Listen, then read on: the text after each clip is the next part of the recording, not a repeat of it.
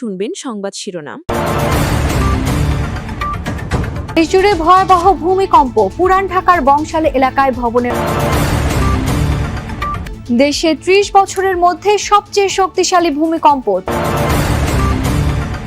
সশস্ত্র বাহিনী দিবসে শিখা অনির্বাণে শ্রদ্ধা। মুক্তিযুদ্ধকালে তত্ত্বাবধায়ক ব্যবস্থা ফিরলেও বাস্তবায়নের পথে চ্যালেঞ্জ দেখছেন বিশ্লেষক। আসসালামু আলাইকুম। এতক্ষণ শুনছিলেন সংবাদ শিরোনাম, এখন শুনবেন বিস্তারিত। ভয়াবহ ভূমিকম্পে কেঁপে উঠল রাজধানী সহ দেশের বিভিন্ন স্থান।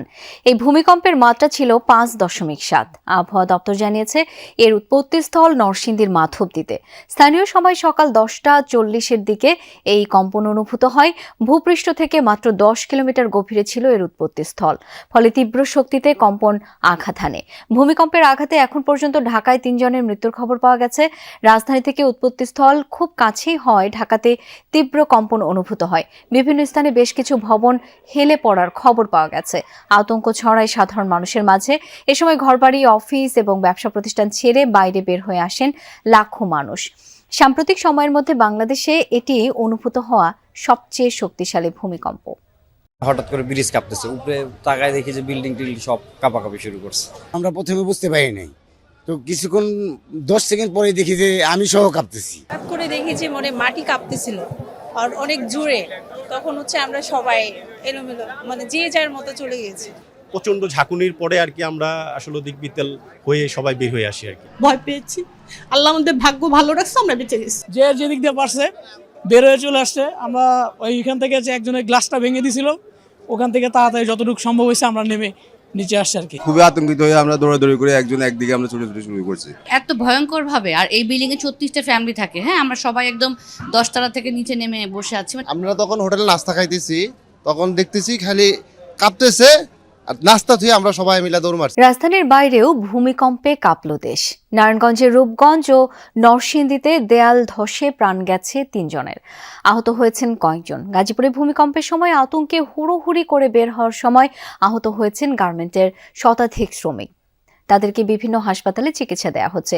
শক্তিশালী ভূমিকম্পের আতঙ্ক ছড়ায় দেশ জুড়ে। হঠাৎই কেঁপে উঠল ভূপৃষ্ঠ। শক্তিশালী কম্পনে দুলতে থাকে ঘরবাড়ি সহ বিভিন্ন স্থাপনা। ভূমিকম্পে নারায়ণগঞ্জের রূপগঞ্জ গোলাকান্দাইলে দেয়াল চাপায় প্রাণ গেছে এক শিশুর। প্রত্যক্ষদর্শীরা জানায় মা কুলসুম বেগমের সাথে ঘরে ছিল ফাতেমা আক্তার। ভূমিকম্পে পাশের ভবনের দেয়াল ধসে পড়লে নিচে চাপা পড়ে ঘটনাস্থলে প্রাণ যায় ফাতেমার। আমরা দুজনে অজ্ঞানের মতো অবস্থান চিক্কুর বাক্কুর করতেছি। এলাকার লোক, সমস্ত লোক আসছে এবং আমরা 2 জন নিহত, একজন মারা গেছে, 2 জন আহত। আর নাতিন রে বলে বলে যাইতে আসছিল, যাওয়ানোর সাথে সাথে বলে শুনছি আমরা এরকম কাঁপতে আছি, কাঁপ কিছু শুনি না। এরপর চিল্লা বলা শুন না, হ্যাঁ দেখিছি দেখি না, বইয়ের বিয়ার ওয়ালের ভিতরে পরে আসছিল, আর একজন লোক আসছিল। শিশুটির মা কুলসুমকে গুরুতর আহত অবস্থায় হাসপাতালে নেওয়া হয়। এছাড়া রূপসী এলাকায় ঘরের ছাদের প্লাস্টার খসে আহত হয়েছেন 2 জন। আবহাওয়া অফিসের তথ্য মতে ভূমিকম্পের উৎপত্তিস্থল নরসিংদীর মাধবদী। পলাশ উপজেলার নালিতা গ্রামে মাটির ঘরের দেয়াল ধসে নিহত হয়েছেন একজন। সদর উপজেলার গাবতলী এলাকায় বহুতল ভবনের দেয়াল ধসে পাশের টিনশেড বাড়িতে পড়ে আহত হয়েছেন 3 জন। গুরুতর আহত 2 জনকে ঢাকা মেডিকেলে আনা হয়েছে।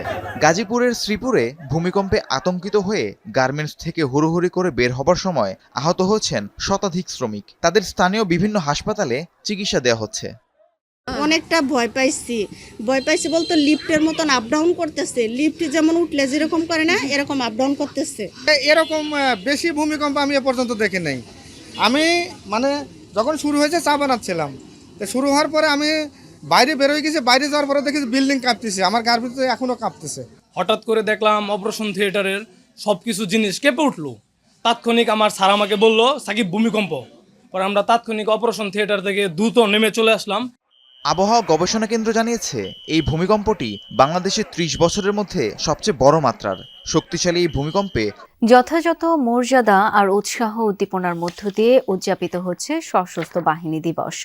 দিনটি উপলক্ষে সকালে শিখা অনির্বাণে মুক্তিযুদ্ধে সশস্ত্র বাহিনীর শহীদদের প্রতি শ্রদ্ধা জানান রাষ্ট্রপতি মোহাম্মদ শাহাবুদ্দিন ও প্রধান উপদেষ্টা ডক্টর মোহাম্মদ ইউনূস। শ্রদ্ধা জানান 3 বাহিনীর প্রধানও। এছাড়া দিনের শুরুতে দেশের সকল সেনানিবাস, নৌঘাঁটি স্থাপনা এবং বিমান ঘাঁটির মসজিদে বিশেষ মোনাজাত করা হয়। মহান মুক্তিযুদ্ধে সশস্ত্র বাহিনীর যেসব অকুতোভয় বীর সেনানী আত্মাহুতি দিয়েছেন সেসব সূর্য সন্তানদের প্রতি রাষ্ট্রপতি মোহাম্মদ শাহাবুদ্দিনের এই শ্রদ্ধা নিবেদন।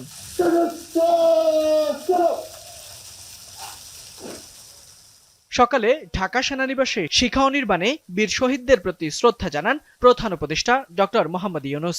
এ সময় বিয়োগলে বেজে ওঠে করুণ সুর। পরে সশস্ত্র বাহিনীর একটি চৌকস দল গার্ড অব অনার প্রদান করেন।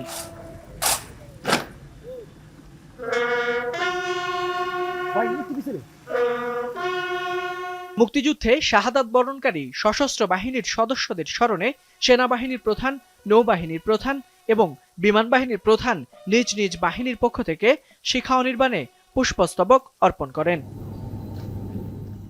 এরপর সশস্ত্র বাহিনী বিভাগে প্রধান উপদেষ্টার সাথে 3 বাহিনী প্রধানের সৌজন্য সাক্ষাৎ অনুষ্ঠিত হয়। পরে আর্মি মাল্টিপারপাস কমপ্লেক্সে সশস্ত্র বাহিনী দিবস উপলক্ষে খেতাবপ্রাপ্ত বীর মুক্তিযোদ্ধা ও তাদের উত্তরাধিকারীদের সংবর্ধনা প্রদান অনুষ্ঠানে যোগ দেন ডক্টর ইউনূস। এ সময় তিনি বলেন, জুলাই গণঅভ্যুত্থানে ছাত্র জনতার আত্মত্যাগের মাধ্যমে যে নতুন বাংলাদেশ গড়ার সুযোগ তৈরি হয়েছে সেটাকে কাজে লাগিয়ে সমৃদ্ধশালী ভবিষ্যৎ নির্মাণ করতে হবে।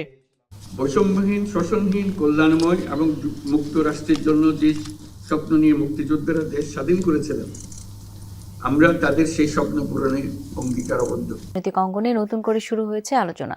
সুপ্রিম কোর্টের এই রায়কে গণতন্ত্র চর্চা ও ভোটাধিকার পুনরুদ্ধারের গুরুত্বপূর্ণ মাইলফলক হিসেবে দেখা হচ্ছে।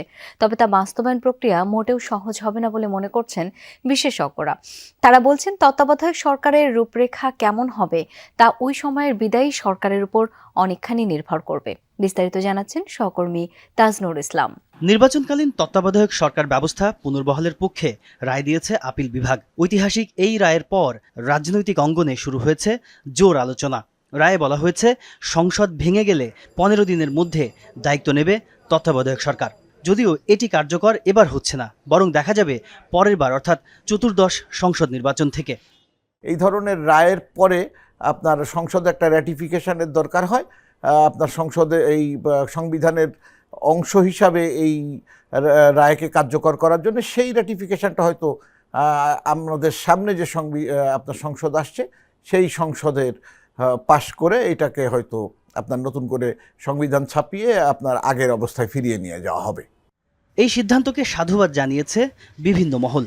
তবে কেউ কেউ বলছেন, কাগজে কলমে কেবল ব্যবস্থা ফিরলেই সংকট কাটবে না, বাস্তবায়নের পথে আছে বেশ কিছু চ্যালেঞ্জ। সংকট কিন্তু বহুমুখী।